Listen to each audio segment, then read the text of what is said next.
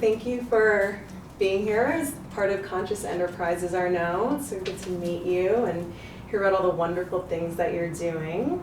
I know you're traveling soon, so thanks for fitting me in your schedule. Thank you. So you are the founder of Standup for Passion. You are a self-proclaimed global chief happiness officer. You're the CEO of Kikai Mining. Did I say that correctly? Yeah. Kikai Mining, which is a happiness innovation agency. It's okay, I'm fine. You're a leadership coach. You're the author of Mr. Happiness. You have a TEDx talk about happiness, and you're also a comedian, actor, and artist. I'm also a dog whisperer. Yes, Phoebe has clearly Hello. been called to you. I hope you don't mind her on your This back. is an intervention on the dog. This is really, you didn't know, but it's actually all about you today. She's I'm going to ask you a she's question. going to be you're very gonna answer. happy afterwards. So beside being a dog interventionist, Yes. everything you say is true. Basically everything around passion, purpose, Yes. and happiness, that's what motivates me, that's what inspires me. Yeah. And really when you do such a job, you do it just to meet people like you, people in the space, they want to be in the space, they are going to be in the space. And then the skeptical, we're not sure, should they do something, should they transform themselves? Oops, you okay, buddy? and then the goal is just to get the connection with the other people, and then some real energy comes out of it. Right. That's my goal, right? The real energy, positive energy, sustainable energy in the world. First in the person and then in the world. But I always come back to what can I do for you right now? Yeah, that's your goal. Yeah. Very cool. And you have an extraordinarily international life. I feel like all these events that you do are in different countries. I know you've lived in many different countries. Can we start I just want to know where you grew up, like where did your career trajectory take you, and how did you end up in New York City? So I was born in Champagne, right, Okay. where we make champagne. Beautiful. An hour from Paris. And then I grew up in Paris. My Okay. parents moved to Paris. I was 5 or 6, I think, 6. When I was 16, I felt stuck, blocked in Paris. I could not be myself. Oh, wow. I left by myself, went to high school in Georgia, of all places. Georgia in the U.S.? In US. Interesting. Very conscious place, right? Very different. Very. Yeah. One of the consciousness capital of the world, right? So very interesting experience, let's put it like this. I was, for instance, the only white guy to eat with black people in my high school at the time. You're kidding. Yeah, 1990. So it was an interesting experience on many point of view. When I turned 19 years old, I went to Japan 1 year. Yeah. And then basically, since that time, I never stopped traveling between Asia, mostly America, and then for the last Europe. But for the last 5 years, since I've been on this path of promoting, working, facilitating, talking about happiness, purpose, passion, I find myself a lot in Central America and a lot in the Middle East. A lot of Middle East. Wow. Interesting enough. Is there do you find yourself drawn towards a specific, why the Middle East, for example? I What mean, is it? I can't say I was drawn to Middle East. But my goal has always been to know as many places, as many countries, as many cultures as possible. That was my goal. Oh. So I didn't know the Middle East. I wanted to come at some point in my life. But I think, it's because of this particular place in time where they are, where they're breeding a lot of terrorism on one side, and then the elite of many of these countries is very worried about this actually, and is very deep, very conscious on everything has to do with having a purpose-led life. I mean, people I met there are just incredible.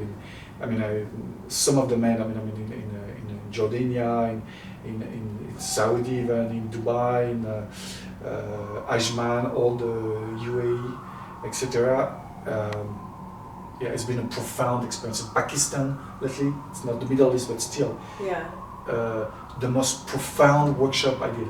Really? So people are making the most breakthroughs there? More breakthrough. And then they come after the end and they thank you very much, thank you, you really They're so changed my... gracious, And you're like, oh my God, I did something today. Yeah. Today was worth my time. Today was worth my...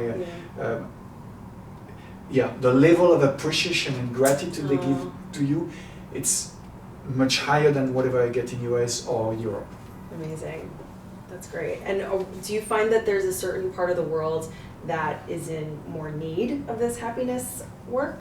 More need. I mean, right now, of course, because I'm French, I'm very focused on what's happening in France, and you might have heard there's some element, some protest in France. So, I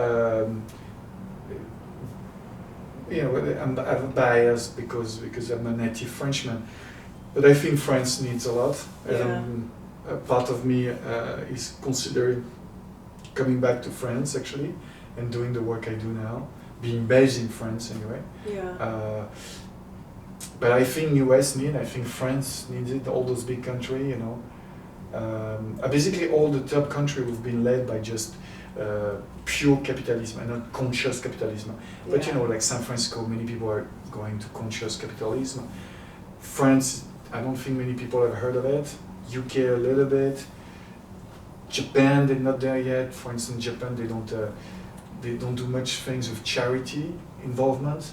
In Japan? Yeah, strangely enough. A lot of nice people, that means a lot. Individually, they understand their own purpose. In Japan, it's very good when you talk about purpose individually. But at the corporate work, when you talk about doing charity or helping your employee, giving back, it's not there yet. So I believe Japan needs it. Now, if you ask me what are going to be the biggest country in terms of progress into that world, like which are the countries which are going to have the biggest percentage of people moving towards, I'd say it's India and China. Oh, wow. So India and China, it's just like, you start 18 months ago, so a year ago, a lot of interest in this field. That's from so China. surprising. Wow. But I mean, it's surprising in one way, and the other way, there's like 400-500 million roughly in China and India who are unfortunately remain poor, $1 to $5 a day. And there's also 300 million people both in China and India who are now living like the European, like the Americans. Mm-hmm. And those people, for the last 20-25 years, were just working hard. And now, all of a sudden, what else? What else to do in life? Is it really what I want to do? What about, Confucius? What about the prior philosophy? Where am I from? Am I just meant to just work? I mean, if you study spirituality, often you go to India, often you go to China. Yeah. So those people actually are just basically going back to where they're coming from. So huge interest from those in country. That is so interesting. That's very cool. So you're not scared of going to the places that need the most work, but you're also going to the places where are. Yeah. I mean, it's. I just had a call actually a couple of days ago to go back to Pakistan. I love it. Yeah. I mean, before I would have been scared. Pakistan. And now I'm like, love it. It means I do believe that there is no coincidence, there is no hazard. Mm-hmm. If you are called to do something, there must be, most likely there's a reason for you to do it. So no, I love it. I mean, the head of UNICEF in Iran just contacted me a week ago. They want me to do a workshop in Iran. You're kidding. I can't wait. Oh my God, I'm half Iranian. Right? You should take me with. I've never been. Yeah, why not? Why not? My God, so maybe cool. You do your podcast. Maybe we'll do it there. Yeah. Actually, I found there's already 5 chief happiness officers in Iran. You're kidding me. What kind of companies are they working for? Actually, most of them I think are independent. So which means they work for many companies. So which means there's, I don't know what, let's say those guys have done at least hopefully 5 or 10 workshops each. That means at least 50 to 100 companies in Iran have been exposed to what we talk about. That is so refreshing that it's hitting such a global scale. No, it's happening everywhere, and it's in the middle of some time where you expect the least. Right. Wow, so cool. Love that. Do I speak too fast? Do you understand my French accent? Yes, you're very good. No, it's lovely. Who doesn't love a French accent? I've just been in this country just 15 years, so. Your English is perfect. Yeah, my English is. I don't think anyone ever complains about a French accent. Not too much. Yeah. Not too much. So how did you talked a little bit about moving to Atlanta and you didn't feel kind of at home in France. How did you become so engrossed in happiness? Because when I started researching you a little bit, my first thought was like, oh man, this guy's like obsessed with happiness. Something like horrible has happened to him. Some sort of tragedy has happened to him to make him feel so attached to spreading this happiness that he's found. So first of all, it was not Atlanta, Georgia. Okay. Unfortunately, it was Fitzgerald, Georgia, which is an hour from like a very small town, like John Fitzgerald Kennedy. Okay. Fitzgerald, Georgia. Yeah, even far more removed than Atlanta is. I can't wait actually to live, to spend some time in Atlanta to get to know the town now. Yeah. But now back on what happened to me, why I've been, of course, there have been some sort of tragedy. Yeah. It was not horrible yet. It was important enough for me that I say I need to study this. I was 24 years old. I had studied finance. I already work in finance. And my dad one night said, I was back home. I was already living in Japan, US, and say, your mom and I are going to divorce. And I'm like, how old were you? I was 24, so you would think, I'm old enough. I'm not a 10 years old boy who's going to be impacted. Yet I was like, what do you mean? Yeah. I had put a mask. I had just put my blind. That's why I was so motivated to go around the world. When I was 16, I'm like, I can't do anything. I didn't know that I was also escaping from something. I'm glad I did. So I was a mix of adventure, wanting to know something, exploring, and also trying to go away, not seeing what was around me, which was not enough love. So when I was 24, I stopped everything I was doing. I remember could not sleep for a month. 1 month, walking in the streets of Paris, everything, what I'm going to do, what am I, what, if I was so blind, I didn't know who were my parents. I thought I was a smart guy. First of all, I must not be so smart. I should have seen something. And then, what motivates us, what motivates my dad, my mom, what motivates me. So I switched completely from being like at the time, career-obsessed, finance-obsessed guy to what's out there. Who am I? Let's explore myself. So at the time I understood I was very sensitive and I always wanted to write, so I started writing and doing different jobs, and that led me to LA, doing some acting and stand-up comedy. And then the second pivot, I'm now 37 years old, and I'm producing and directing this comedy film, which I had a blast doing. It was all over the world again, it was fun. Can't sell the damn movie, can't sell it. No. And then I became depressed. I'm like, finally I find myself. I'm a filmmaker, comedian, I love what I do. Yeah. Could not sell the film. So once again, who am I? What motivates? What else can I be happy with? And then I started, going in again, eating well, doing even more sports, meditation, everything we talked about when it comes to mindfulness. Just really centered to yourself. And then I'm like, well, the thread of my life since I was 12 years old, what makes me happy besides film and stage is really making other people connected to themselves and connected to me, connected to the world. So basically I have a great energy when I meet people. Yeah. You came to this realization during this time period. That like, what makes me happy, what else? If I can't be a filmmaker, if it doesn't work, I can't sell the film, so it means I don't know if I have the talent enough, I don't know if it's the universe, but what I know, it's not working. So either I stay, and I could have stayed in this field, or maybe something else. And so 8 years ago or so, started my path. What else is there?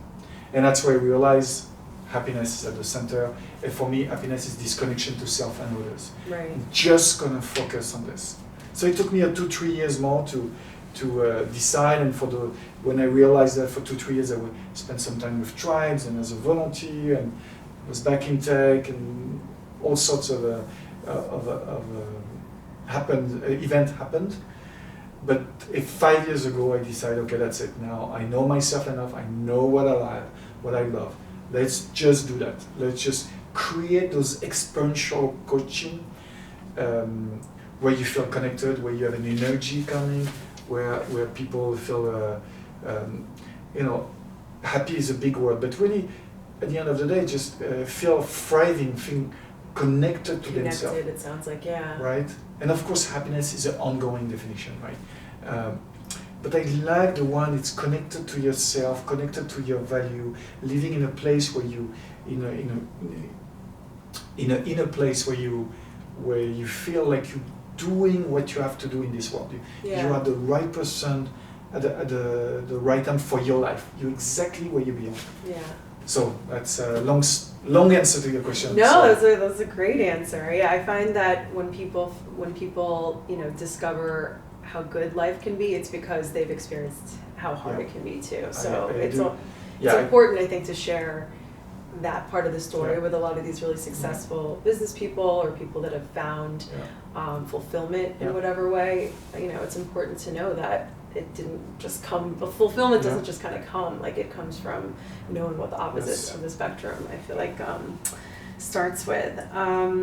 So what would you say in terms of your career journey, because you've been an actor, you've been a comedian, you've kind of done a lot of different things. What was the least fulfilling part of your career so far? So the thing is, I was actually fulfilled most of the time until there was a pivot and I had to change, right? But I was, an actor fulfilled, filmmaker or finance guy. I was fulfilled because at the time I thought they were always my purpose. Until I had to change, it's always the same thing. That's why people, I see some coaches or inspirational speaker or writer, they want to convince everyone. They want to, it's fine, just let it go. There's enough people who get what we do. You attract the people you need to attract, right? Yeah. So going back to what I felt fulfilled in everything I was doing, right? Yeah. Until a moment of change, and then, oh my God, then all break loose, and then I need to change, right? Actually, I felt fulfilled in most of the work until not fulfilled at all, and then I had to absolutely change. It was more like life left you unfulfilled than your career made you. That's interesting. And switching gears here, I really loved your TED Talk about being a chief happiness officer and the happiness index and all that stuff was really great. I'll make sure to link to it so people can watch it. And you share a Gallup stat in the talk where you say that unhappy employees cost 450 to 500 billion with a B in lost productivity per year. How can corporations utilize your teachings as a chief happiness officer into their businesses to kind of mitigate this cost? Right. So when I decided to go in the happiness field, right, soon enough it became clear that it was going to be happiness at work, because actually I can even have more impact. Because basically what happened is I find someone in the corporation who's an evangelist for what we do. He said, let's bring someone in. I didn't know when I start my job how efficient the team will be after this. I know they will be better off, more fulfilled, and starting the conversation with themselves on why they do what they do. Mm-hmm. Are they in the company they're supposed to be working in now? What we found is when we bring a happiness workshop, or you can call it compassion because that's what we do, or you can call it mindfulness because that's what we do. You can call it purpose because that's what we do. You can call it resilience because it's what we do. The tools we use, mostly it's actually improvisation, comedy, and storytelling, and gratitude exercise. Okay. That's the main thing I'm using as a tool, right? But what we found is when you bring those tools, at the end of the day, it's about employee retention, employee engagement. Why? Because the more you talk about happiness and passion and purpose, and the more you make people feel it around the room, experience for themselves, the more they will take off their mask, be themselves, trust one another, which is the key thing. It's the only reason why CEO write me a check to bring me a HR director. It's because at the end of the day, their employee, after a session, and the session can be just a 1 day long, 8 hours, 10 a.m. to 5 p.m. They feel they can trust their colleagues, so they see their colleague as a tribe, as a family to go back the next day. And just like in your family, like in most family, even though we are dysfunctional mostly, you still want to do the best for your family, right? They still there. Even the cousin you don't like so much, I like to take this example. I have a cousin in Singapore. I haven't talked to him for 20 years. But if he if he calls in New York, of course he can stay in my place for 2 weeks, 3 weeks, and I'll drop everything I have to do just to take care of him. And I think he'll do the same if I come to Singapore tomorrow, right? That's what a family is, right? So once you see your colleague as a tribe, as a family, you work harder, you work better, you're much more creative, and you know why you do the work you do. Interesting. Something I want to mention with this, actually took me a couple of years as a coach, as a workshop facilitator to understand is, yes, when you bring such workshop into the corporate world, roughly one out of 30 people will feel like they want to leave the company, drop the company. And some CEOs or whoever is in charge of hiring people like me is scared of that. I say, no, it's a natural element, it's great. Right. It's because people are bonding. So whoever feels, I'm not part of it, it's not that he's a bad person, he or she is a bad person, it's that he or she is not cultural fit. She just doesn't belong to that organization, doesn't belong to that family. And yes, she should get out. Right. Or sometimes that person might even be like a natural born like entrepreneur or something. They realize they're in a 9-to-5 job, they don't belong there. Right. Yeah, that makes sense. So it's a good thing. You don't want. I mean, your goal. I had this discussion. Your goal, I do believe, as a CEO or manager of a team, is really to help everyone to thrive and become the best version of who they are. So if becoming the best version of who they are unfortunately works against you, which means they have to leave the company, so be it. Usually you're going to get, I do believe in karma at some point, you're going to get it back. That person 5 years down the road, thank you, I left the company, but listen, there's a business. Would you like, I have someone to introduce you. Usually it works that way. Yeah, very cool. Here's an existential question for you. Are people meant to be happy every day? All day, every day? No. No, we so this is why for me, my definition of happiness, right, is living a life around your value where joy and purpose have, in French, une place prépondérante, where joy and purpose are maybe the leading things, the most important forces, which means when you get a lot of joy, many times after there's some sort of sadness, sort of the auto-regulation, auto-emotion. And when you have purpose, usually it comes from tragedy, just like me when I decided I was going to stop finance and start my way to become the man I was supposed to be. So to experience joy and purpose, you have to let your emotion leave, which means you have to be raw and real with yourself, emotional honesty, which means you cannot be happy to what society concerned think of happy, which means just smiling and upbeat and energy all the time. No, you're not meant to be happy, but you're meant to live a life where joy and purpose should be the main thing to go after. But the more you know that, the more to remind yourself this is where you're going. You are okay whenever you're down. You say, okay, I'm down now, it's fine, and I can let to people I'm friend with, or my family, or my girlfriend, wife, whoever, and I can let them know what state I am, what emotional state I am, and it doesn't mean I have to switch immediately. I don't like that. I mean, I do not believe in those motivational speakers say, you can switch in an instant, you have to. No, just take the time you need to. It's very Buddhist, but to leave that suffering. And if it's one night, 2 nights, and you have to cry, you have to walk in the street, and you have to take a day off from work, so be it. So we're meant to have joy, we're meant to have some highs, and we're meant to have purpose.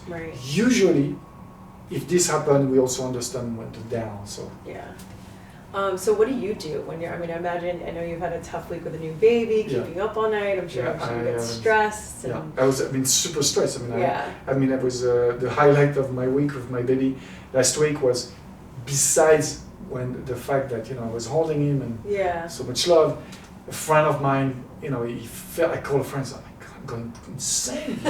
So Mr. Happiness, but I'm going insane. I mean, I'm so scared, I'm so worried for my baby. My wife was not here at the time. What should I do? and he came over with a pizza, you know, Brooklyn Oh, guy, so nice. Brooklyn filmmaker. He came with a pizza, one bottle of wine, Yeah. and then it's the best wine, the best pizza I had, right? So I mean, friendship, of course. I mean, for me, Right. is this nature.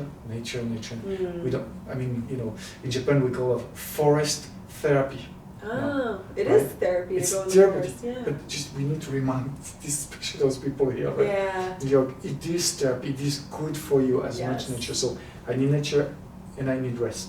That's great. So I know. I mean, when I can't no more, even now with my client, I say I have no mental space, guys. Yeah. I can't listen to what you have need to a say. moment. I'm sorry, you call me back in 2 days. I cannot work for you. Right. Some are surprised. Some are not used to hear such a thing, and it's fine. Yeah. They don't have to. But this is the way I work. I respect myself. So Yeah. nature, taking a risk when I can say, and I just say basically just put the brake. Right. I need to put the brake. Where I do need you to go park to? the car. Yeah, it's a part of the car. Where do you go to get your nature fix in New York? Oh, I go to a place which I love. You might know, Yeah. Ananda Ashram. Oh, I've heard of it. Best place to get my fix. I go there Where is that? 4, 5, 6 times a year. Okay. It's an hour from New York. It's I need to go there. It's actually so it's 5 minutes from Monroe. Okay, Monroe. And if Yeah. you heard, it's a little I've town. heard of this place. A couple of people have It's mentioned it to very me. nice. Yeah. Ayurvedic food, yoga, Oh. really nice people around, nice park. It's not luxurious by any means, Yeah. but it's maybe one of the most peaceful place I know in the world, Wow. which is so strange, right? An hour from New York. Yeah. So Ananda Ashram all the way from me. I'm gonna look that up and put that on my list. So tell me about Stand Up for Passion. How did these events come to be, and what is your intention? What is your goal Right. with these events? So when we started this, my goal was like, I'm gonna make people speak about their passion. Mm-hmm. I call it Stand Up for Passion. I'm a passion guy. And then during the first coaching, because I say I used to be an actor, a comedian, I can help people how to speak, express their selves, their story on stage. So I'm gonna coach them. And then during the first coaching, I think that was my friend, is it Suki Son? Maybe it's from my friend Suki Son, Korean American girl. And instead of talking about passion, she talked about her 3 different boyfriend, husband were like, a way to find the ideal man, which she found. And 3 different boyfriends yeah, at different times. At different time, right? At different time. I know I'm French, but we're in America, so 3 different boyfriends, different time. Different Don't worry, times. guys. And I'm like, oh my God, this is very deep. And then my friend, when I said, your passion, and then just because I was allowing this space to be wherever they want and talking about what they want, my second friend started to talk about how one time was a very rich guy in real estate, actually in New York City, and then one time he was on a beach somewhere in the world, and it's like, what am I doing? What's my purpose? I've got this money, what am I doing? Yeah. And then my third friend started to talk about how he had a breakthrough. He was from Azerbaijan, trying to get into politics there because he said there was nothing else that matters. He almost got in jail, his friend got tortured, and I'm like, all of them, they were talking about their purpose. So I kept the name Stand Up for Passion, because they all talk about their purpose, but with passion, with emotion, no limits. Concept is simple. 7 speakers, 7 minutes. Why? It's just about the right amount of time where you can listen to someone without getting bored if they're well trained, right? So you still have to train them on speaking well and in a fun way and entertaining. So it's not improvised like it is now. It's we build a script, right? Okay. So no picture behind, no videos, just themselves and a mic, Yeah. but with a learned script.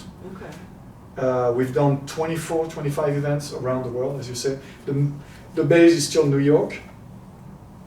And sometimes we have themes like entrepreneurship, how entrepreneurship makes you happy, or ambition and happiness, woman empowerment. We did a lot. We had people like Reshma Sojani, the Girls Who Code. I don't know if you heard of. Oh, Girls Who Right, Code. Yes. she had a yes. great TED Talk. So she came and spoke with her husband, actually, Nihal Mehta, Great. which is one of the best venture capitalists of New York City. They talk for them on, what is it to be basically a power couple, right? The up and down and how to work together in a relationship. It was Oh, that's interesting. beautiful to see. Yeah.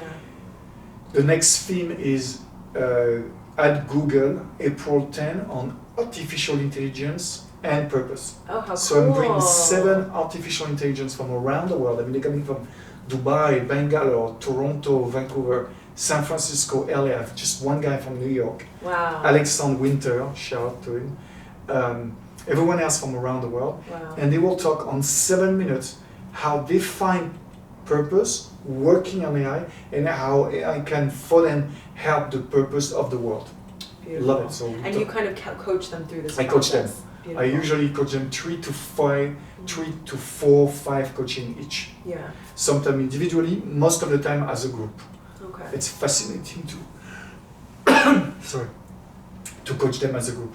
Yeah. But we'll be in Sao Paulo on March 28th, Aruba April 5, Bogota May 5th, Bordeaux in France June 3rd, and I'm talking to a team in Miami and a team in Hong Kong. Wow. Sounds so much fun. I think I got to take my, maybe I have to take my events international. It's a good plan to do it. Do you have a regular ritual that you practice every day that keeps yourself in alignment, keep yourself in happiness alignment, maybe you call it, every day? So do I have a ritual that I do every day? And of course, as a coach, as a facilitator, as a speaker, of course I do. No, I don't. Really? I wish I do. Yeah. And I would love to say, because it would sound smarter than I am, more intelligent. But unfortunately, I don't. But I don't know. It's not. Since I'm doing so much with this work with people who say, understand your strength and what you're good at. What I understood is, I'm a challenge-based ritual. I'm a challenge-based work alcoholic. I'm a challenge-based emotional guy, which means I need a challenge to work on something. Otherwise, I'm flat, I'm boring, I'm bored, I don't want to do anything. Same with ritual. So I know many writers, and most writers, most speakers, most coaches have a ritual.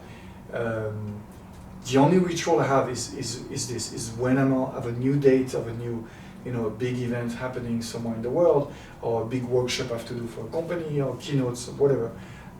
Then I have a series of things I do, right? So because I'm so excited towards those events. What are those things? I wake up early, I would walk around.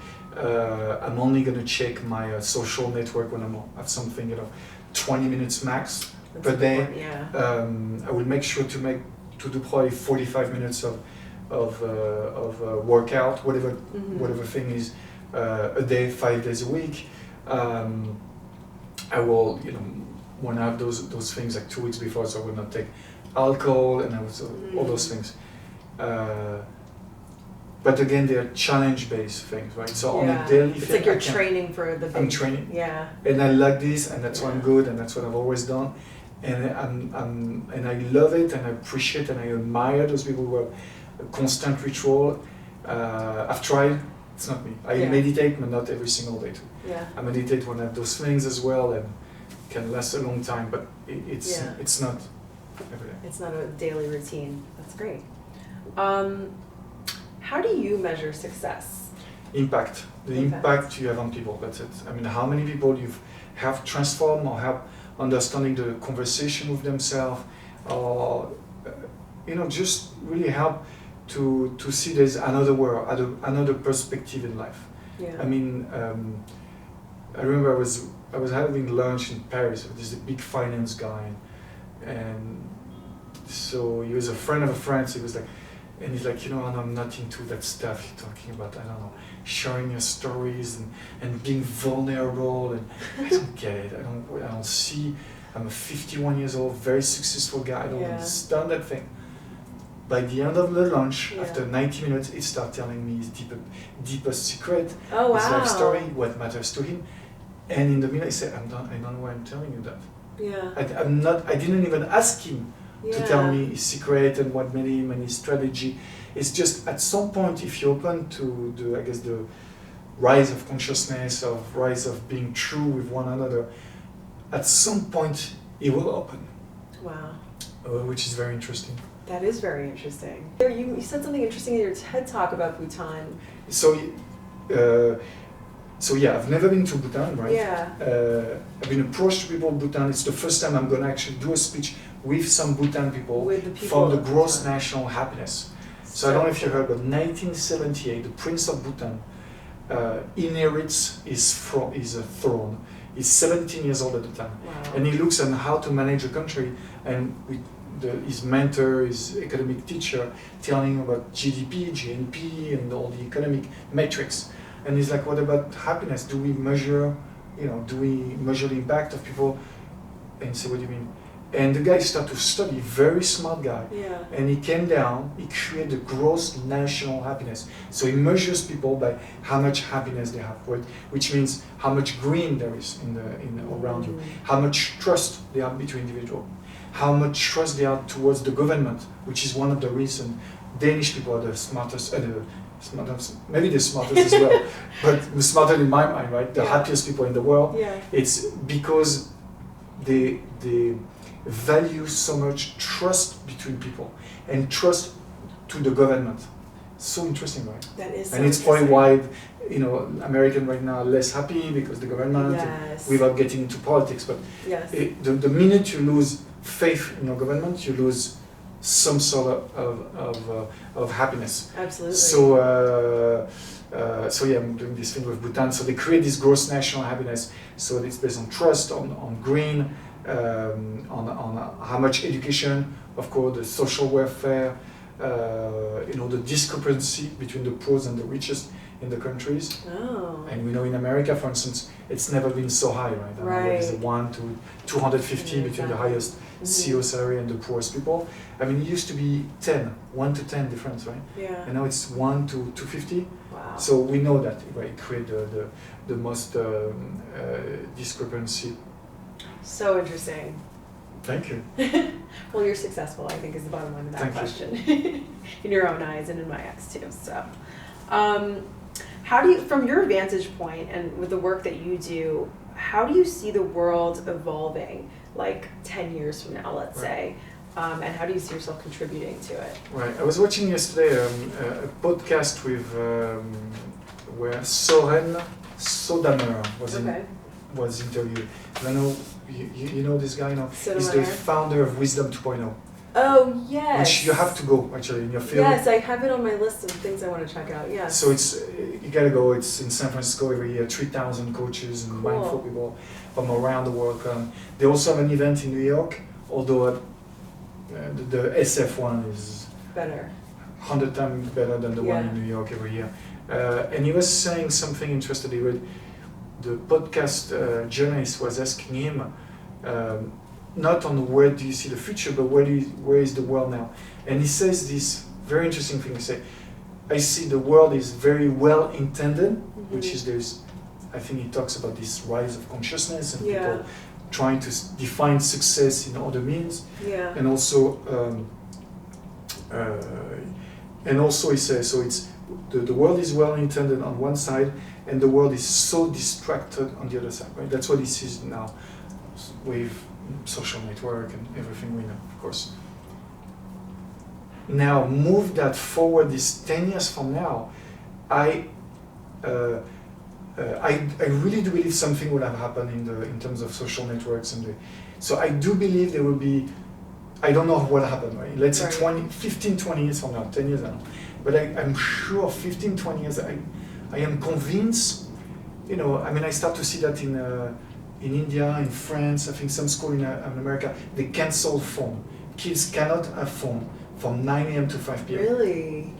Not allowed. You have to hide it. Smart. You can be fired from school. I love it. Wow. So you can't at least destroy your friend when you're 12 years old.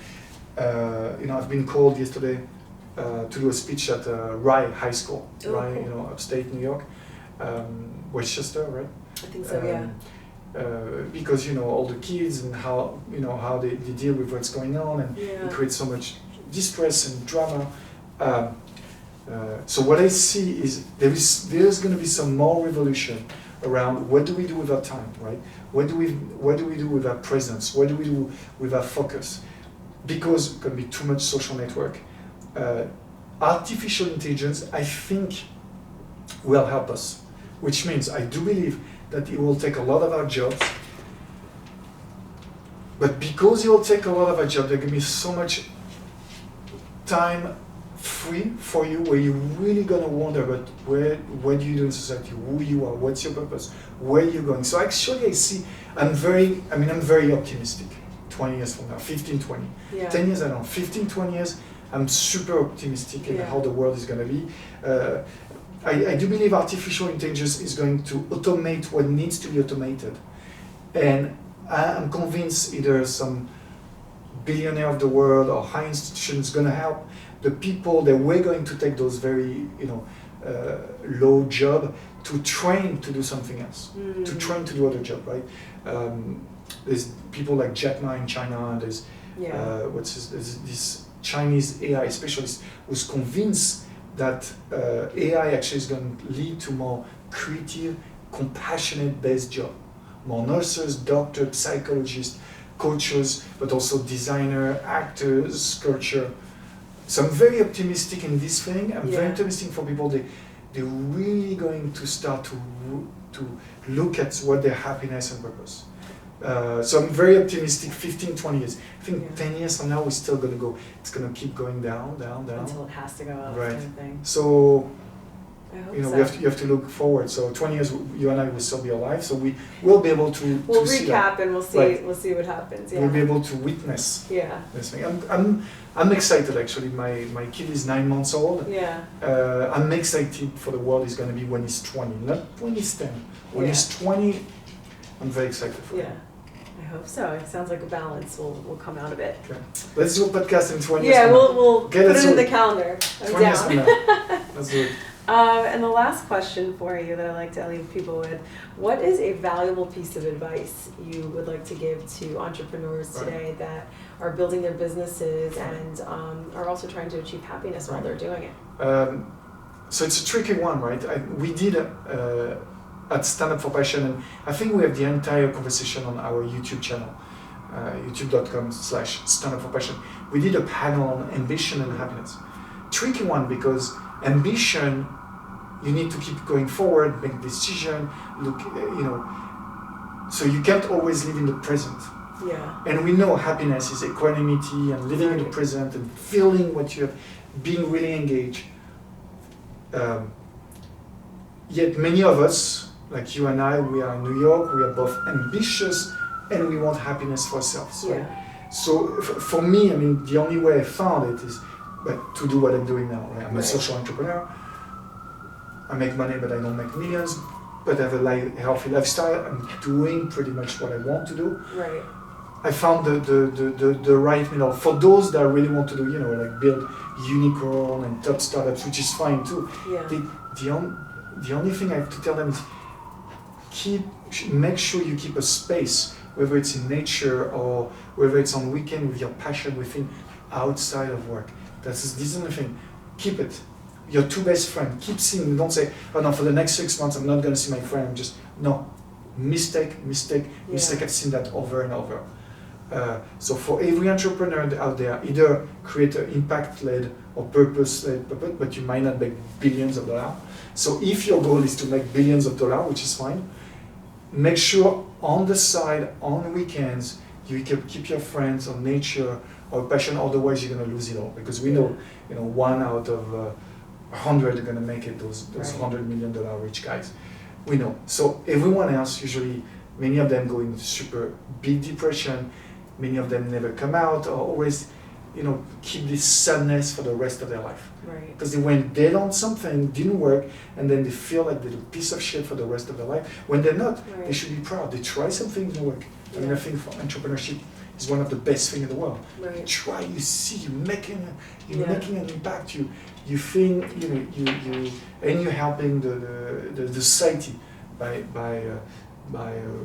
bringing job and making people align with what they are. Great. Not too many answers. No, this is beautiful. Thank you. Yeah, so insightful. Thank you so Thank you. much for being here. Thank you.